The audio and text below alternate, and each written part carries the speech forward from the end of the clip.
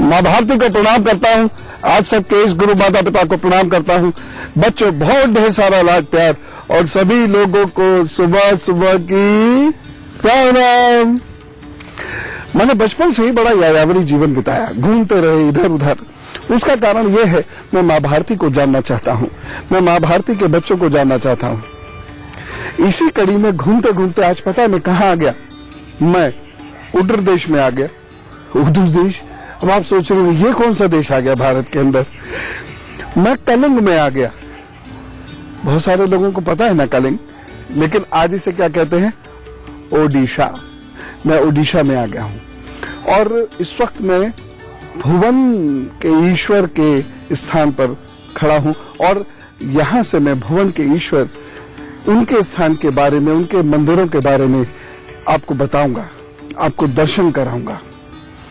आप स्क्रीन से ही बैठे हुए प्रणाम करते रहिएगा। भुवन के ईश्वर कौन? शिव जी और विष्णु जी भी।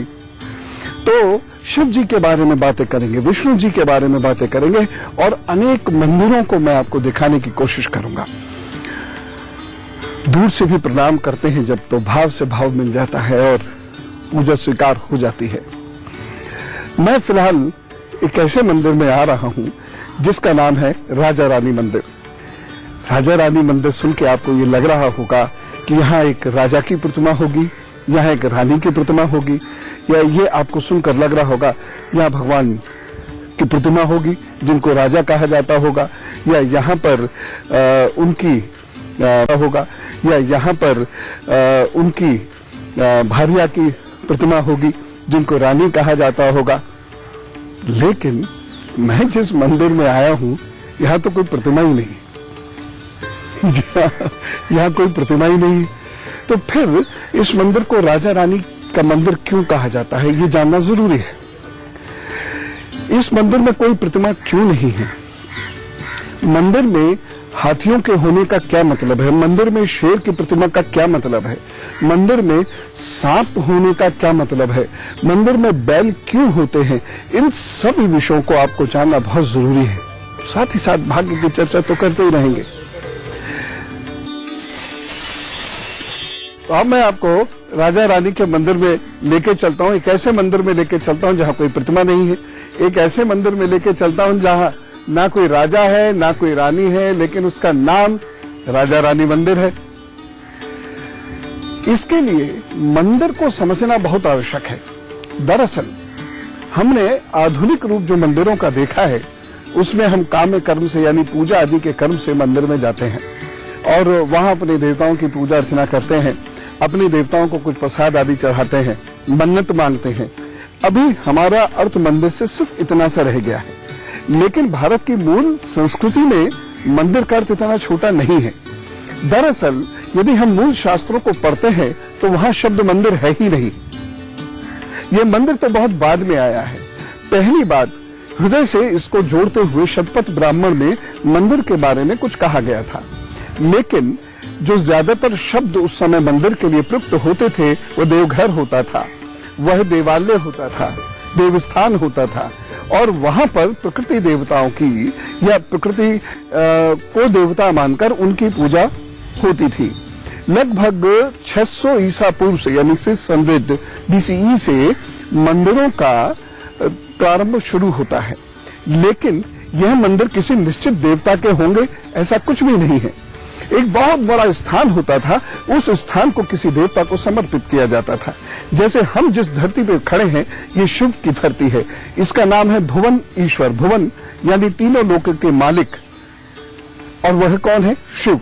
लेकिन ऐसा नहीं कि केवल शिव ही तीनों लोक के मालिक होते हैं, तीनों लोकों के मालिक में विष्णु जी का भी नाम है। इसलिए इसी धरती पर एक ऐसा मंदिर भी है जहां आधा शरीर शिव का है और आधा शरीर विष्णु जी का है। मैं आपको एक ऐसे मंदिर के दर्शन कराऊंगा बहुत जल्द जिसमें शिव जी को भी तुलसी अर्पित की जाती है। लेकिन हम मूल संदर्भ पर लौटते हैं। जिस रूप में हम आजकल मंदिर की बात करते हैं वह मंदिर का मूल स्वरूप नहीं है। मंदिर किसी खास उद्देश्य के लिए बनाए जाते थे। आश्रम किसी खास उद्देश्य के लिए बनाए जाते थे और वहां पर एक स्थान होता था जिसे देवालय कहते थे और वहां पर लोग जाते थे, बैठते थे, ध्यान करते थे, जिससे कि वह प्रकृति से जुड़ सके, जैसे वह ब्रह्मांड की ऊर्जाओं से जुड़ सके, जिससे वह अपने देवताओं को से जुड़ सके। वहां आज जितना कर्मकांड होता है उतना कर्मकांड नहीं होता था। और वैसे भी मुझे ऐसा लगता है कि जब कर्मकांड बहुत अधिक होने लगता है तो जो चीज छूट जाती है वह पूजा है। खैर, तो ये जो राजा रानी का मंदिर है, इसका एक आधुनिक नाम है लव टेम्पल। मंदिर जहां एक ओर अपने प्रकृति के देवताओं से मिलने का एक साधन स्थान होता था और मंदिर का जो वास्तु होता था वह बहुत ही विशिष्ट होता था। जैसे इस मंदिर का भी आप वास्तु देखेंगे तो हर मंदिर में एक कलश स्थान होता है। बिल्कुल टॉप पर देखिएगा तो हर मंदिर में एक कलश स्थान होता है। उसके ठीक नीचे के स्थान को विमान बोलते हैं। उसके आगे के स्थान को जहां लोग एकत्र होते हैं, लोग बैठते हैं, उस स्थान को मंडप कहते हैं। ये मंडप दो होते हैं, एक छोटा मंडप होता है, एक बड़ा मंडप होता है। लेकिन जो छोटे मंदिर होते हैं, जैसे हम जिस मंदिर में खड़े हुए हैं, यहाँ एक ही मंडप है। मंडप वह स्थान होता है जहां लोग मिलकर बैठते हैं और जहां पर एकदम शांति रखी जाती है। लेकिन मंडप स्थान में पुरोहित पुजारी हो ये आवश्यक नहीं है। मंडप स्थान में लोग बैठते हैं, अपने देवता का ध्यान करते हैं, मन की शांति प्राप्त करते हैं, एकाग्रता प्राप्त करते हैं, जिससे कि जब वह देवता से मिलने जाए, उसकी प्रतिमा को देखने जाए, तब उनके मन शांत हो चुके हो, तन उनका शुद्ध हो चुका हो और उनकी जो वृत्ति है, चित्त की वृत्ति है, वो एकाग्र हो चुकी हो। अब देवता कहाँ होते हैं? जिस स्थान में किसी भी मंदिर के अंदर देवता होते हैं, उस स्थान को कहा जाता है भूगर्भ। गर्भ स्थान होता है हर मंदिर के अंदर और उस गर्भ स्थान के अंदर ही देवता की प्रतिमा होती है। लेकिन बहुत सारे मंदिरों में गर्भ स्थान नहीं होता और वहां देवताओं की प्रतिमा मूल रूप से नहीं होती है, वह बाद में लगा दी जाती है। मंदिर के विषय में जैसे हम बात कर रहे थे, मंदिर एक तरह के ट्रेनिंग सेंटर हुआ करते थे। मंदिर मन को शांत करने के स्थान हुआ करते थे और मंदिर बुद्धि का वह स्तर प्राप्त करने के केंद्र हुआ करते थे जहां कोई व्यक्ति अपने देवता से मिलता है। इसीलिए जो द्रविड़ शैली के मंदिर हैं या भारत के अधिकतर जो मंदिर हैं जो 1000 वर्ष या उससे पूर्व पुराने हैं, वही सारे मंदिरों में आप देखिएगा तो उस संस्कृति की झलक दिखाई देती है। उस स्थान के समाज के बारे में, कृषि के बारे में, पशुओं के बारे में वहां पर दिखाई देता है। इसीलिए मंदिर को एक ग्रेट लर्निंग सेंटर माना जाता था, यद्यपि आज इनका स्वरूप बदल चुका है। राजा रानी का जो मंदिर है, यह स्टोन की वजह से राजा रानी का मंदिर कहा जाता है, ना कि प्रतिमा की वजह से। अधिकतर भारत में समुद्र है और यदि हम विष्णु पुराण के काल की बात करते हैं तो वहां हिमालय भी समुद्र ही स्थल है और यही कारण है कि वहां के भी जो मंदिर हैं या राजा भोज ने जो केदारनाथ आदि मंदिरों का जीर्णोद्धार कराया है, वहां सैंडस्टोन से ही कराया है। या वहां जो कवक शैवाल मिलते हैं, हिमालय के ऊंचाइयों पर भी मैंने जाके देखा, बद्रीनाथ और उससे ऊंचे माना के आसपास भी, तो उन स्थलों पर भी जब मैं जाकर देखता हूं तो वहां के जो कवक हैं, जो शेल हैं, वो वही हैं जो समुद्र के अंदर होते हैं, जिससे ये स्पष्ट होता है कि कभी हिमालय के स्थान पर भी समुद्र था। खैर, राजा रानी एक खास किस्म का पत्थर होता है, यानी एक ही पत्थर होता है जिसमें हल्की लालिमा भी होती है और हल्का पीलापन भी होता है। इस वजह से इसे राजा रानी स्टोन कहा जाता है। ये पूरा जो मंदिर है ये उसी स्टोन का बना हुआ है, इसीलिए इसे राजा रानी मंदिर कहा जाता है। ना यहाँ कोई राजा है, ना यहाँ कोई रानी है, बल्कि ये पत्थर जिससे इसका निर्माण हुआ है, उस पत्थर का नाम राजा रानी है। अच्छा, अब जरा ये सोचिएगा, ये सांप क्यों है यहाँ? हर मंदिर में सांप क्यों होते हैं? या ये सोचिए कि ये शेर क्यों है यहाँ? हर मंदिर में शेर क्यों होते हैं? और यहाँ आते हमने परकोटे पे द्वार पर देखा था, ऊपर इतना बड़ा सिंह बनाया हुआ था। तो ये शेर क्यों होते हैं? हाथी क्यों होते हैं मंदिरों में? ये हाथी क्यों होते हैं? ये क्या इससे आपके घरों में कोई फायदा हो सकता है? ये हाथी है, देखिए हर मंदिर में छोटे छोटे अद्भुत कारीगरी है, अद्भुत कारीगरी है। हमारे लिए तो मंदिर बस गए, मन्नत मांगी, आ गए, लेकिन मंदिर तो इससे भी ज्यादा होता है ना, उसमें बहुत कुछ देखने को है। तो ये हाथी यहाँ क्यों है, यहाँ पर बैल क्यों है, इसके बारे में मैं अभी आपको बता रहा हूं। लेकिन आपको पहले आपकी राशि का हाल बताता हूं, मेष, वृषभ और मिथुन। राजा रानी मंदिर के विमान के सबसे निचले तल पर बैठकर मैं सुनाता हूं आपका राशि फल। मेष राशि, आपके लिए दिन अच्छा होगा। इस दिन कुछ समस्याएं जरूर दिखाई दे रही हैं, लेकिन उन समस्याओं को आप मैनेज कर पाएंगे। बस इतना सा ध्यान रखिएगा कि कहीं कोई जल्दबाजी ना करें, धीरे धीरे आराम आराम से अपना कार्य करते चले जाइएगा। आज कुछ दुश्मन मुखर हैं और इस वजह से हो सकता है वो आपको गुस्सा दिला दें, और जब वो गुस्सा दिलाएंगे और अगर आपको गुस्सा आ गया तो आपके लिए समस्याएं बढ़ेंगी। लेकिन कोई ऐसी बहुत परेशानी की बात नहीं है। थोड़ी देर मन उदास होगा, थोड़ी देर मन दुखी होगा, उसके बाद पुनः आप अपने काम पर अच्छे से जुट जाएंगे। यह दिन कुछ नया करने के लिए बहुत अच्छा है, कोई नई प्लानिंग के लिए यह दिन बहुत अच्छा है। इस दिन यदि आप कोई यात्रा करना चाहते हैं और यात्रा से लाभ लेना चाहते हैं तो यह दिन बहुत अच्छा रहेगा। बस कोई सावधानी रखिएगा, सब पर आंख मूंद कर विश्वास नहीं करना है, अपनी कीमती चीजों को और कागजों को संभाल कर रखना है। उपाय, इस दिन को बेहतर बनाने के लिए ओम नमः शिवाय का जप करें, इससे आपका स्वास्थ्य भी अच्छा रहेगा। कुछ स्वास्थ्य में खराबी के संकेत जो मिल भी रहे हैं छोटे मोटे, वह इससे ठीक हो जाएंगे। वृषभ राशि, मन आपका बहुत अच्छा है, मन बहुत शांत रहेगा, मस्त रहेगा, कुछ बच्चों जैसे अंदाज में आप रहेंगे। दौड़ भाग बहुत है, काम बहुत करना पड़ेगा, लेकिन फिर भी अच्छा लगेगा आपको। आज आप कुछ नया सीख सकते हैं, नया कुछ कर सकते हैं। इस दिन शुरू किए गए कार्यों के बहुत अच्छे परिणाम आपको मिल सकते हैं। हाँ, शरीर कुछ कमजोर दिखाई दे रहा है, खासतौर से गर्दन, कमर और पैर का हिस्सा जो है, इसका आपको ध्यान रखकर चलना पड़ेगा। इस दिन मां की सेहत कुछ परेशान कर सकती है, या मां समान कुछ लोगों की सेहत आपको परेशान कर सकती है। बच्चों का बहुत ज्यादा ध्यान रखने की आवश्यकता है, लेकिन इस दिन कर्मोन्मुख रहेंगे, अच्छे से कर्म कर पाएंगे और प्रमोशन के भी आपके चांसेस बन सकते हैं, या कोई व्यक्ति आपसे प्रभावित होकर आपको आगे बढ़ा सकता है। सावधानी, इस दिन प्रतिष्ठा थोड़ी सी डिस्टर्ब लग रही है, इसलिए कोई बात कहें सुने तो बहुत ध्यान से। उपाय, दिन को बेहतर बनाने के लिए यदि संभव हो सके तो आप ओम क्लीं कृष्णाय नमः इसका जप कर लीजिएगा, उसके बाद काम पे जुट जाइएगा, फिर उसे ठीक करेंगे। मिथुन राशि, भाग्य पक्ष इस दिन अच्छा है, आपको भाग्य का सहारा मिल रहा है। बस आप 2-3 चीजें जो गड़बड़ कर सकते हैं वो मत कीजिएगा। पहली चीज धैर्यहीनता, दूसरी चीज आलस्य और तीसरी चीज गुस्सा। इन तीनों की वजह से कहीं कोई परेशानी गृहस्थी में भी हो सकती है, या जहां आप कार्य करते हैं वहां भी हो सकती है। इस दिन यात्राओं से सुख मिलेगा, लाभ मिलेगा, यद्यपि यात्रा में जरूर कोई परेशानी हो सकती है छोटी मोटी। सावधानी, इस दिन मन पर नियंत्रण रखें, भाषा पर नियंत्रण रखें और भोजन पर नियंत्रण रखें, क्योंकि भोजन गलत करने से हानि हो सकती है। उपाय, दिन को बेहतर बनाने के लिए बच्चों के साथ बैठे, बच्चों का ख्याल रखें इस दिन विशेष रूप से, और हरी मूंग की दाल का दान जरूर कर दें, तो सब ठीक करेंगे।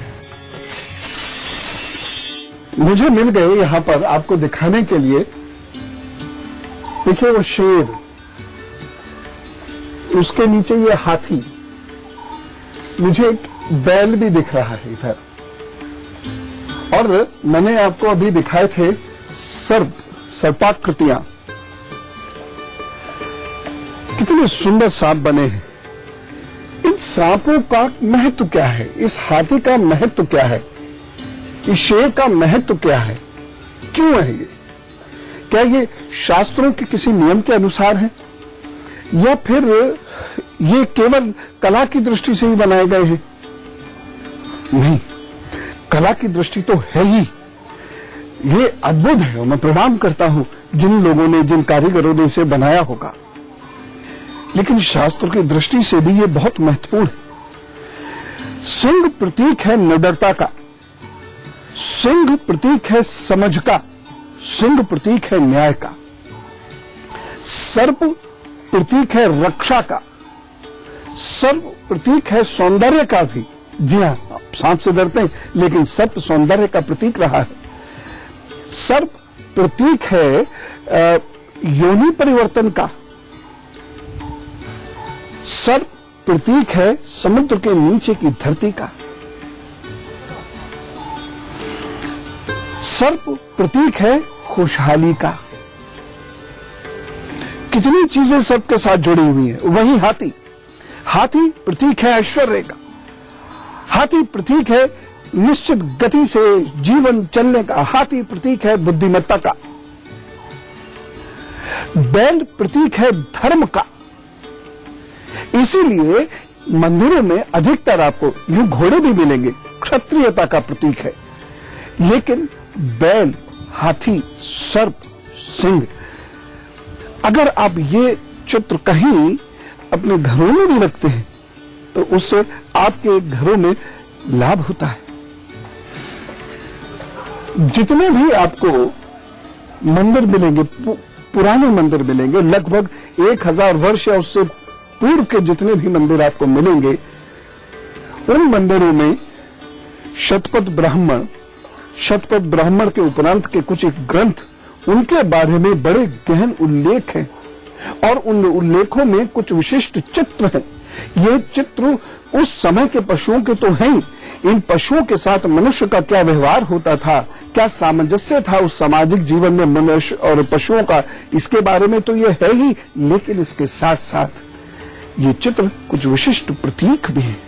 और ये प्रतीक यदि आपके जीवन में हो, यदि आपके घर में हो, तो निश्चित रूप से बड़ा लाभ होता है। मैंने इस बात का एक बार अनुसंधान किया। शेर के विभिन्न चित्र जो निश्चित रूप से बड़ा लाभ होता है। मैंने इस बात का एक बार अनुसंधान किया। शेर के विभिन्न चित्र जो ऐसे लोग थे जिनको बहुत डर था, जो बहुत डरते थे या वो हमेशा शंकाओं में बने रहते थे, तो शेर के चित्रों के इर्द गिर्द उनको रखने से या जब उन्होंने रहना शुरू किया तो उनके जीवन में डर धीरे धीरे समाप्त होता चला गया। ऐसे बहुत सारे लोग जो लक्ष्मी की कमी से ग्रसित थे, जिनके यहां लक्ष्मी रूठ जाती थी, ऐसे सभी लोगों को हाथियों के चित्रों के बीच में रखा गया तो उनको बहुत लाभ हुआ। ऐसे बहुत सारे लोग जिनके घरों में कलह थी, अधर्म था, जिनके घरों में बरकत नहीं थी, ऐसे घरों में बैल के चित्र रखने से और उसको नियमित रूप से देखने से बहुत लाभ हुआ। और ये चित्र कहाँ रखने हैं, ये चित्र कैसे इनका प्रयोग करना है, ये बेहद आवश्यक है, ये जानना बहुत आवश्यक है। और ये मंदिर भी उस प्रकार के एक वास्तु का नमूना। देखिए, 2 ऋषियों के नाम मैं लेना चाहूंगा, भृगु ऋषि का नाम लेना चाहूंगा, कश्यप ऋषि का नाम लेना चाहूंगा। घर कैसे कंस्ट्रक्ट करना चाहिए, उसकी मिट्टी को कैसे पहचानना चाहिए, उसे किस प्रकार से सूंघना आदि चाहिए और किस प्रकार से उसका ढलान होना चाहिए, कहाँ सूर्य का प्रवेश होना चाहिए, किस जगह से सूर्य का प्रवेश घर के अंदर होना चाहिए, कितनी देर सूर्य रहना चाहिए, किस स्थान पर किस व्यक्ति को सूर्य के सम्मुख रहना चाहिए, इन सब बातों को ऋषि भृगु, ऋषि कश्यप ने बड़ी गहराई से बताया है। उनको उस वक्त में, मैं 7000 साल से पूर्व की बात कर रहा हूं, उस वक्त भी उनको यह ज्ञान है कि कितनी जमीन खोदने पर जल मिलेगा और जब जल मिल जाए तो उसके नीचे और खुदाई करनी होगी, क्योंकि उसके बाद चट्टानें मिलनी शुरू होंगी। उन चट्टानों के ऊपर नींव बनाने से और उन चट्टानों का ही पत्थर नीचे नींव में भी और छत पर भी लगाने से कितना लाभ होता है, ये उन ऋषियों को मालूम है। दुर्भाग्य ये रहा, सब कुछ हमने घंटे, घड़ियाल, दीपक में खो दिया। इसके बाहर भी है मेरा धर्म, आपका धर्म। जो ऋषियों ने बनाया है उसको हम पढ़ते तो नहीं है, कभी उसको जानते भी नहीं है, लेकिन कहते यही है, हम ऋषियों की संतान है, पता नहीं कैसे है। खैर, मैं यहां वो बात नहीं कर रहा।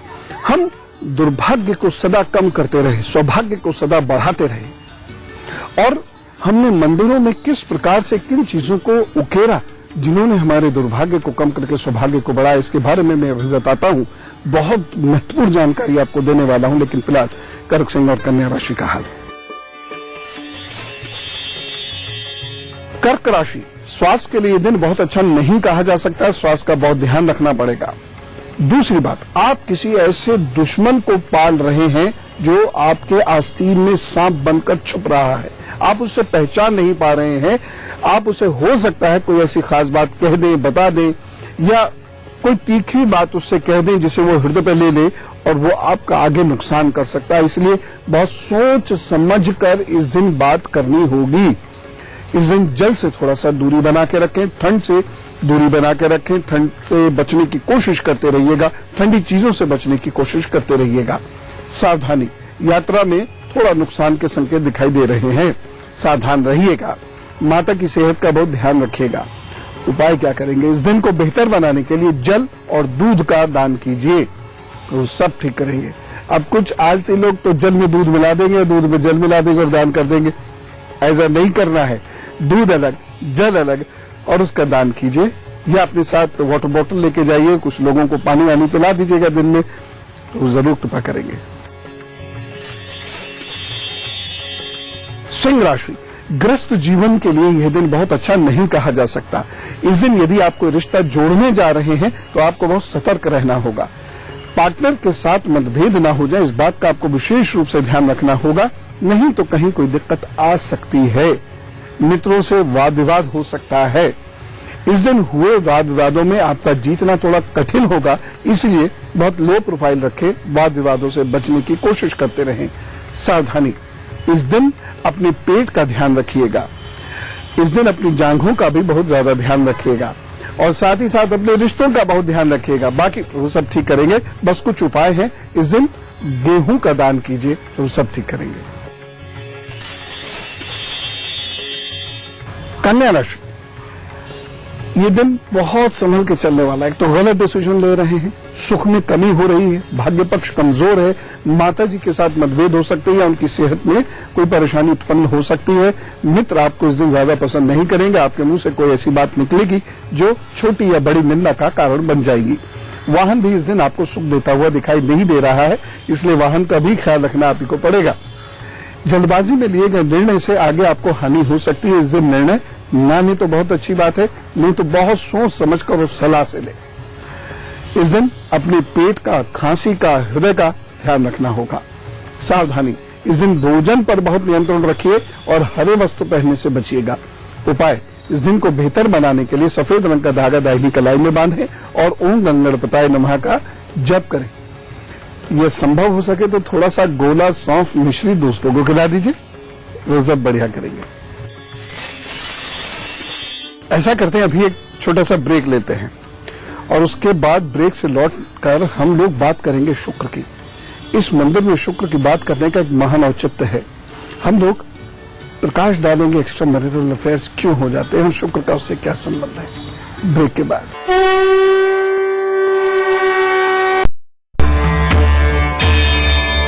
आइए राजा रानी टेम्पल में फिर से आपका स्वागत है ब्रेक के बाद।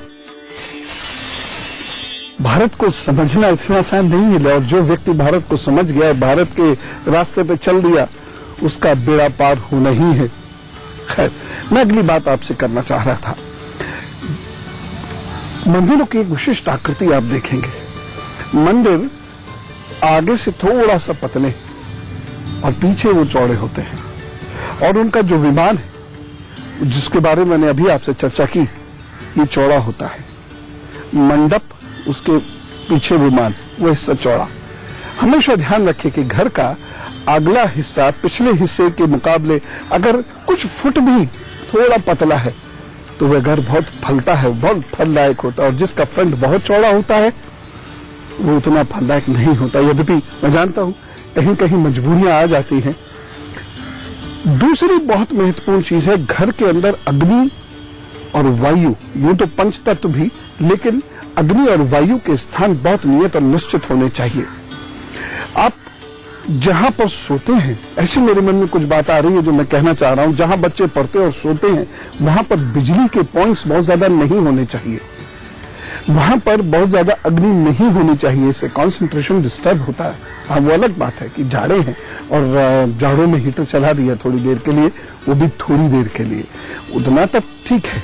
लेकिन जिस घर में बहुत ज्यादा अग्नि रहती है और यह अग्नि कहीं उत्तर में यदि आ गई तो ये बहुत घातक और बहुत नुकसानदायक सिद्ध होती है।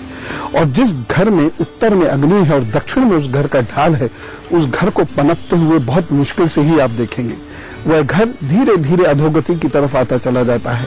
उसका वैभव, उसका शौर्य, उसका धन, ये सब धीरे धीरे खत्म होता चला जाता है। वो परिवार भी छोटा होता चला जाता है, वो वंश भी कमजोर होता चला जाता है।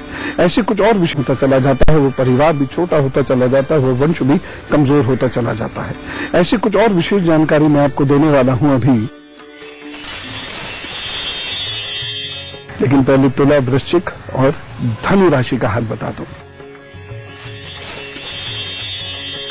तुला राशि, मन चंचल है, किसी से बदला लेना चाहते हैं, किसी को नीचा दिखाना चाहते हैं, कहीं मन भटक रहा है, किसी की तरफ झुक रहा है, किसी की याद आ रही है, या कोई नया रिश्ता जोड़ना चाहते हैं, या भावुकता बहुत ज्यादा हो रही है, कुछ तो ऐसा हो रहा है, ध्यान रखिएगा। लेकिन यात्राओं के लिए, विद्यार्थियों के लिए, पढ़ने के लिए, विदेश के लिए तैयारी करने के लिए, प्रमोशन की तैयारी करने के लिए ये दिन बहुत अच्छा है। आपको आपके द्वारा किए गए प्रयासों का लाभ मिलेगा। इस दिन आपको बड़े बुजुर्गों की सहायता भी प्राप्त होगी और विद्यार्थियों इस दिन की गई पढ़ाई, बनाए गए नोट्स बहुत लाभ देंगे और बहुत सारी ऐसी चीजें जो अब तक आपकी समझ में नहीं आ रही थी, समझ में आ जाएंगी। इसलिए ध्यान रखिएगा, बस सावधानी। इस दिन पेट का बहुत ध्यान रखें और उपाय क्या करने हैं। ये दिन बहुत बेहतर हो, आपको खूब सारी खुशियां मिलें, आपका रास्ता ना भटके, आपकी एकाग्रता बनी रहे, आपके रिश्ते बने रहें, मन में किसी भी किस्म का भटकाव ना हो। उस सब के लिए आटे का दान जरूर कर दें और यदि संभव हो सके तो थोड़े से आटे में चीनी मिलाकर चींटियों को डाल दीजिएगा। झूठी अपने काम पर सब बढ़िया करेंगे। वृश्चिक राशि, बड़ा गुस्सा है इस दिन और गुस्से से नुकसान होता हुआ दिख रहा है। यात्रा में कहीं ऐसा ना हो क्रोध या जल्दबाजी में बहुत तेज वाहन आप चला दें और उससे आपको कष्ट हो जाए।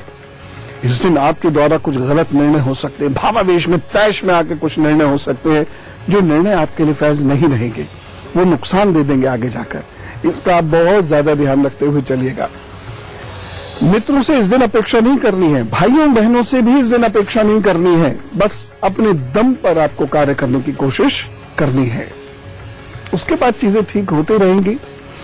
इस दिन कहीं घूमने का मन तो कर रहा है, कहीं बढ़िया जगह भोजन करने का मन तो कर रहा है, कुछ पिक्चर देखने का भी मन ऐसा कुछ कर रहा है, यानी एंटरटेनमेंट का मन कर रहा है, लेकिन समय नहीं मिल पा सकता और इसकी वजह से और चिड़चिड़ाहट, खिसियाहट, और यदि आप किसी और को अपना आइडिया बताते हैं तो वो भी आपसे खिसिया जाएगा कि हमसे कह तो दिया ले चलने को और ले जा नहीं पा रहे हैं।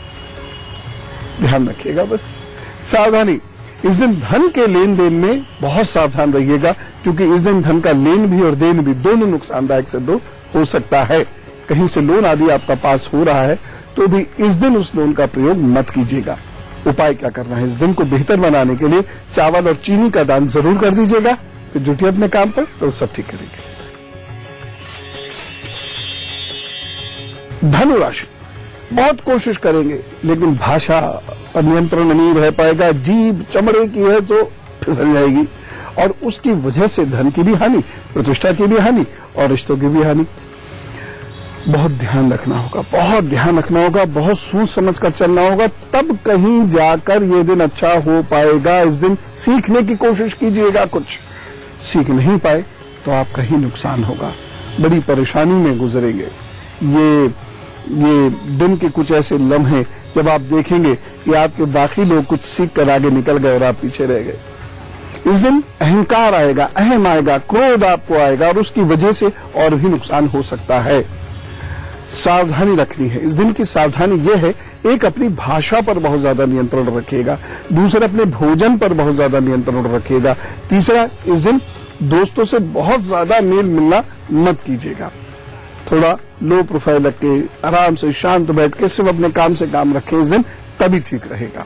उपाय, ये दिन बेहतर हो, आपका आर्थिक नुकसान ना हो, प्रतिष्ठा का नुकसान ना हो, इसके लिए सिर्फ एक छोटा सा काम कर दीजिएगा, आप फल मंदिर में देते हुए काम पर जुट जाइएगा तो वो सब ठीक करेंगे।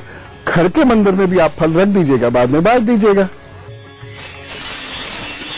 अब यहां पर यह प्रश्न उठता है कि घर में अग्नि गलत स्थान पे है या जगह जगह आजकल स्विचेस तो लगाने ही पड़ते हैं, वायु का भी नहीं पता। बहुत सारे जहां फ्लैट सिस्टम्स हैं कि एक दरवाजा है, बस उसी से वायु का प्रवेश है। कहीं गलियारा बनाया जाता है खूबसूरती के लिए, गलियारा बहुत घातक सिद्ध होता है। गलियारा अच्छी चीज नहीं है, लेकिन अब है तो है, अब उसे तोड़ भी नहीं सकते। सूर्य की स्थिति भी घर में बहुत अच्छी नहीं, और बहुत सारे लोग तो घर में इतने सारे पर्दे लगा के रखते हैं कि सुबह भी सूर्य उनकी खिड़की पर भी आकर दस्तक दे, बावजूद उसके घर के अंदर नहीं झांक सकता। लोगों को घर में अंधेरा रखना अच्छा लगता है, डिम लाइट्स रखना अच्छा लगता है। ये सब गलतियां हैं जो आपको नहीं करनी चाहिए। इससे मन के अंदर काम उत्पन्न होना शुरू हो जाता है।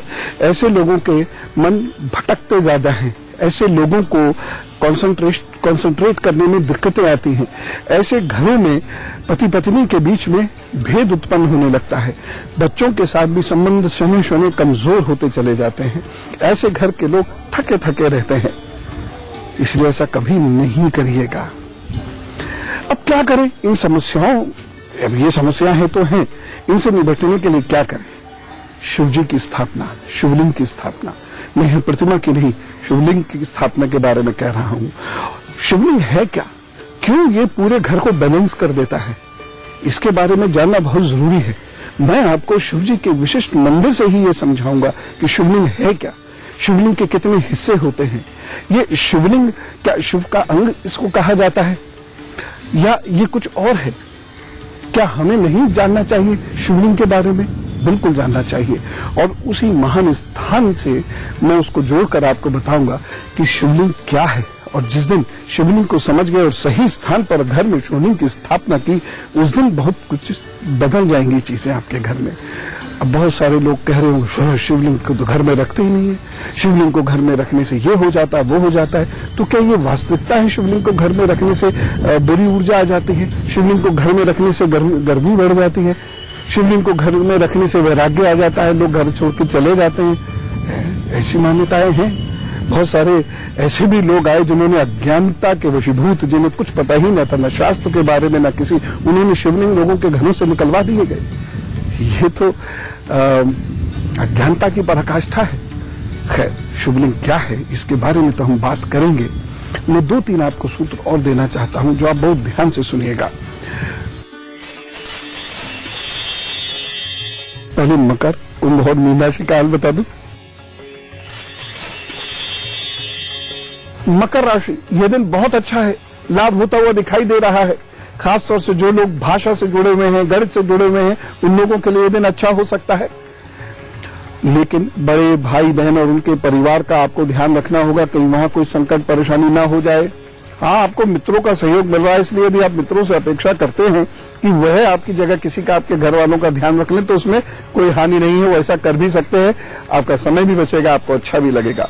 ये दिन आगे बढ़ने के लिए बहुत बढ़िया है। इस दिन खूब जम के मेहनत कीजिए और आगे बढ़ने की कोशिश कीजिए, लेकिन कुछ सावधानियां हैं।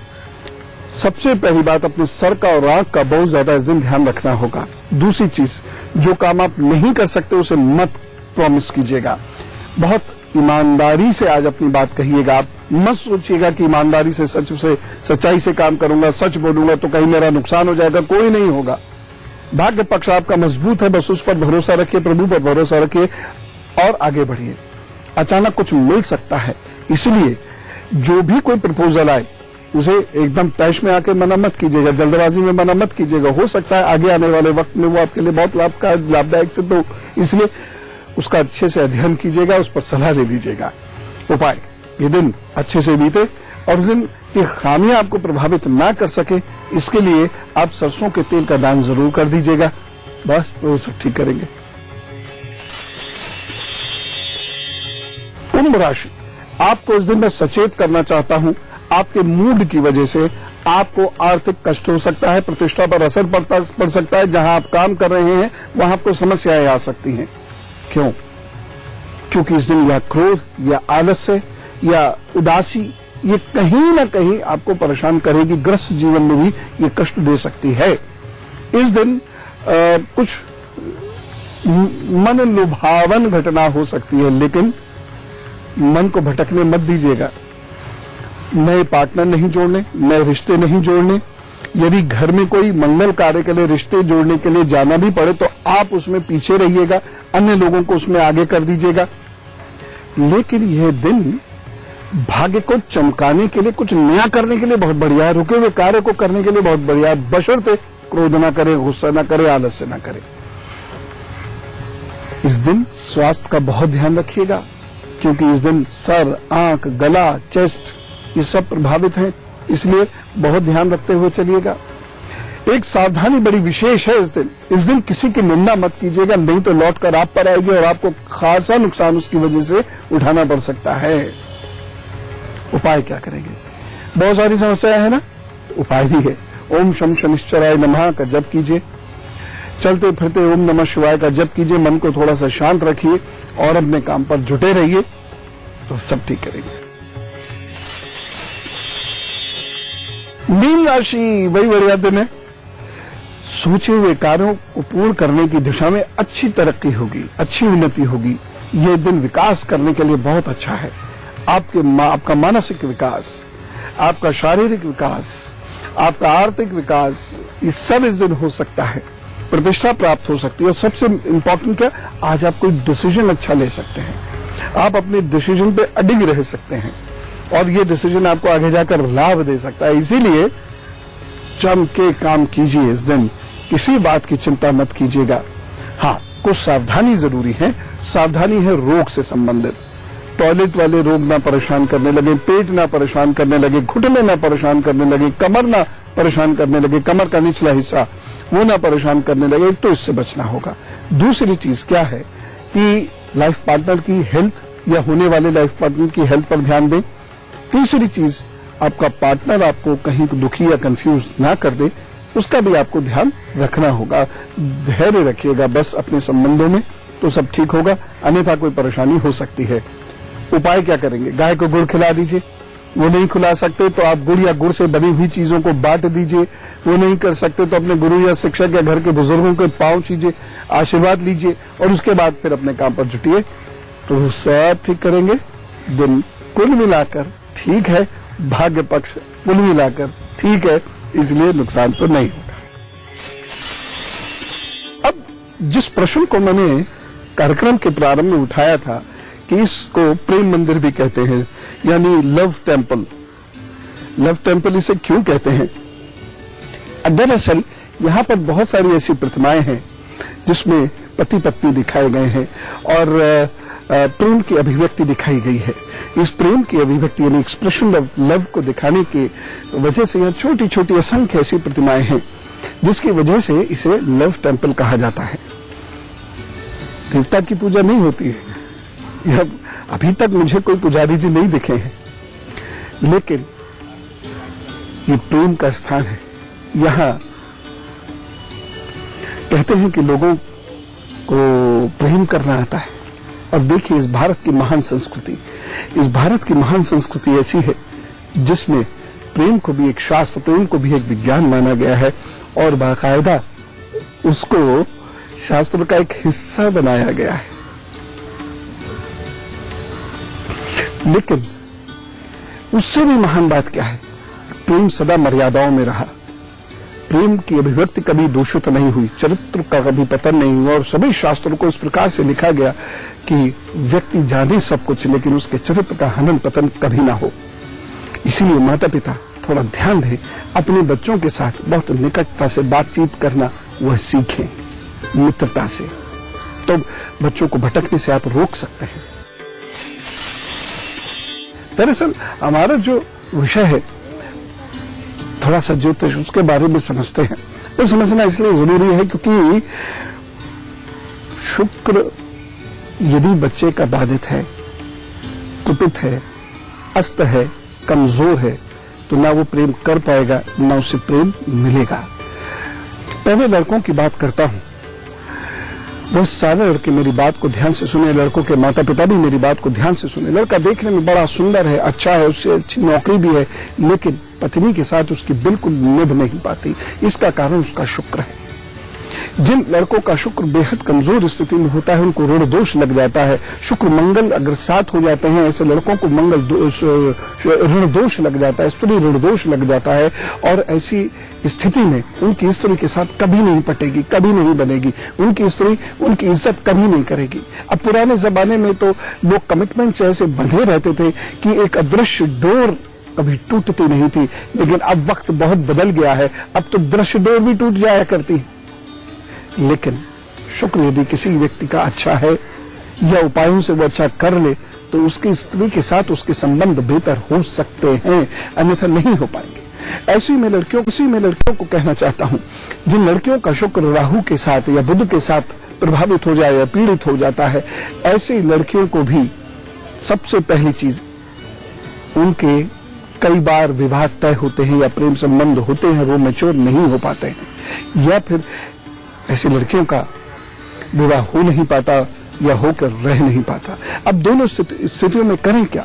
एक मंत्र हमेशा याद रखिएगा, ओम श्री शुक्राय नमः, और दूसरा रात्रि सूक्त यदि इसका पाठ कर सके तो। तीसरी चीज है श्वेत वस्त्र, और चौथी चीज है ऐसा भोजन जिसमें फैट्स कम हो, ऐसा भोजन जो गैस ना बनाते हो, लेकिन ऐसा भोजन जो शरीर को रस प्रदान करते हो। दालचीनी इसमें से एक ऐसा भोजन है। 2 चुटकी दालचीनी दूध में, गरम दूध में यदि लड़के लेने लगेंगे तो उनका शुक्र बेहतर होने की स्थिति में आ जाएगा, इनके संबंध जीवन में बेहतर होते चले जाएंगे। दूसरी ऐसी चीज है स्फटिक की माला। लड़का और लड़की जिनका शुक्र पीड़ित है, कुपित है, अस्त है, कमजोर है, ऐसे लोग स्फटिक की माला पहनेंगे तो निश्चित रूप से फायदा होगा। अमेरिकन डायमंड से फायदा होता है, और एक फायर स्टोन होता है जिसे ओपल कहते हैं। कैसा ओपल? जो एकदम सफेद है, दूध की तरह से दिखता है, और दूध की तरह से बीच में फटा फटा सा भी दिखता है, और उसको जब हम इस तरीके से धूप में रख रहे हैं तब वह बैंगनी रंग की, पीले रंग की, हल्के लाल रंग की, कभी नीले रंग की, वैसी उसके अंदर किरणें आती हैं जिसे हम फायर कहते हैं। इन चीजों को पहनने से या इनके सेवन करने से लाभ होता है। साबूदाना खाने से, साबूदाने का दान देने से वह शुक्र अच्छा होता है, और जब शुक्र अच्छा होता है तो जीवन में प्रेम पनपना प्रारंभ हो जाता है। मंदिर की कितनी सारी बातें हमें की, कितनी और करेंगे, लेकिन आज जिन लोगों का जन्मदिन है, अगर मैंने उनके जन्मदिन का हाल नहीं बताया तो क्या करेंगे वो? इसलिए चलिए विश कीजिए शिव जी की इस पावन धरती से, राजा रानी मंदिर की धरती से, हम सब लोग जोरदार तरीके से उन सभी लोगों को जिनका आज जन्मदिन है कहते हैं wish you very happy birthday. आपके आगे आने वाले 12 महीनों का हाल बताता हूं। आपके आगे आने वाले 12 महीने अच्छे हैं। आपकी खूब यात्राएं होंगी, घूमेंगे फिरेंगे, दौड़ भाग करेंगे, मजा आएगा, तरक्की के चांसेस भी दिखाई दे रहे हैं, भावनात्मक सहयोग और सपोर्ट भी आपको मिलेगा, अच्छे रिश्ते भी आपके जुड़ेंगे, नए दोस्त जुड़ेंगे, जीवन में कोई आ सकता है। ऐसी सारी अच्छी स्थितियां बन रही हैं, लेकिन कुछ परेशानियां हैं। परेशानी नंबर 1, रोग पकड़ सकता है और उसकी वजह से आपको परेशानी हो सकती है। रोग पुराना उखड़ सकता है और उसकी वजह से भी परेशानी हो सकती है। कुछ रिश्तेदार जरूर उखड़ जाएंगे आपसे, कुछ आपके खास दोस्त जरूर उखड़ जाएंगे आपसे। यात्राओं में कुछ कष्ट मुझे दिखाई दे रहे हैं आपके, इसलिए जब भी यात्रा करें सोच समझ के करें, अपने सामान का अच्छे से ख्याल रखें और दवाइयां साथ लेके चलें। वैसे कुल मिला के 2017 है तो अच्छा आपके लिए, कुछ नया सीखने सिखाने का मौका तो मिलेगा, लेकिन आलस्य की वजह से काम रोक रहे हैं आप, उदासीन हो रहे हैं, कहीं कहीं डिप्रेस से हो जाएंगे, काम रुक रहा है आपका, स्वास्थ्य की वजह से काम रुक सकता है आपका। अगर ये सारी प्रॉब्लम्स हैं तो इसके उपाय कीजिए। और उपाय क्या करना है? पूरी 2017 हर सोमवार को दूध या दूध से बनी हुई चीजें मां को और बाहर गरीबों को जरूर देनी है बस। और कुछ धार्मिक अनुष्ठानों में हर महीने कहीं ना कहीं आप अवश्य चले जाया कीजिए बस, हम सब ठीक करेंगे। Wish you all the best. मैं मंदिर के अंदर प्रवेश कर रहा हूं, यहाँ कैमरे को प्रवेश करने की अनुमति नहीं है। लेकिन एक खास बात मैं आपसे कहना चाहता हूं। आज के जीवन में शुक्र की कमजोरी या उसके कुपित होने की वजह से एक्स्ट्रा मैरिटल अफेयर्स भी बढ़ रहे हैं। इसलिए मैं आपसे ये निवेदन भी करना चाहूंगा कि इसको कमजोर मत होने दीजिएगा, नहीं तो घर गृहस्थी सपना मुश्किल होता है। शुक्र भावनाओं को एक नकारात्मक दिशा दे देता है। शुक्र गृहस्थी में फंगस की तरह से अड़ जाता है, सड़ा देता है गृहस्थी को, खत्म कर देता है गृहस्थी को। इसलिए आप ध्यान रखिएगा, जो मैंने उपाय बताए जरूर करवा दीजिएगा। यदि शुक्र राहु के साथ है, मंगल शुक्र का कहीं कोई कॉम्बिनेशन है, शुक्र अस्त है, शुक्र कमजोर है, और हाथ पर तो मैं आपको दिखाई चुका हूं शुक्र की स्थिति कैसे देखते हैं, ये कमजोर है या अच्छा है। लेकिन जीवन को प्यार के साथ बांधे रखिए। प्यार की अदृश्य डोर है जो कभी टूटनी नहीं चाहिए। जिनकी ये डोर बंधी रहती है उनकी जिंदगी बहुत खुशगवार होती है। वो सारी दुनिया के संघर्ष सह लेते हैं जिन लोगों को घर में प्यार मिलता है। इसलिए एक दूसरे को प्यार देते रहिए।